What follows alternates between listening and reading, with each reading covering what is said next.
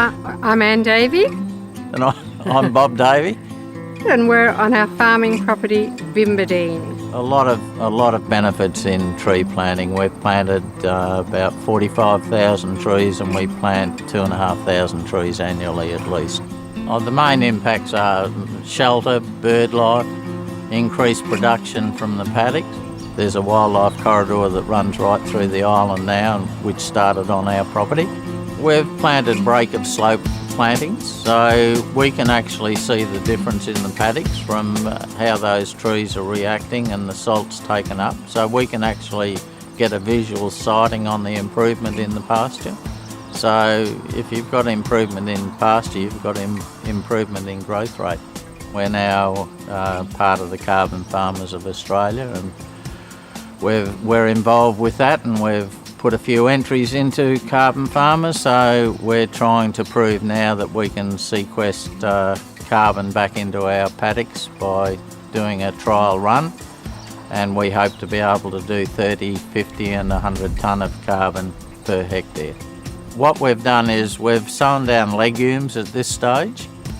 Those legumes are going to pull in nitrogen from the atmosphere and put that back into the soil. We're going to mulch that material back into the paddock, possibly 3 or 4 times, and we're going to build up quite a bit of nitrogen, and then in the summer we're going to put our crops in to actually sequester carbon. So if we can do this over the whole farm over a period of time by just taking certain paddocks and virtually sacrificing them for a year or 2 years, we're going to get added benefit back, and then we can move on to other paddocks each year. We've got an Angus stud and we've got a Brangus stud. We've got about 74 to 80 paddocks on the property, 360 acres. We rotate them around in different mobs, so they're in the paddock about 2 days depending on the growth in the particular season, and then they're moved on to the next paddock, and that helps a lot in worm control, and they're always getting fresh grass, and so they're putting on more weight and they're doing better. Like the cattle behind us went in yesterday and they'll be out tomorrow.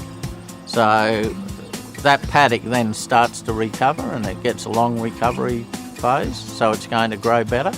So it's just a lot better all round for the cattle and the pasture.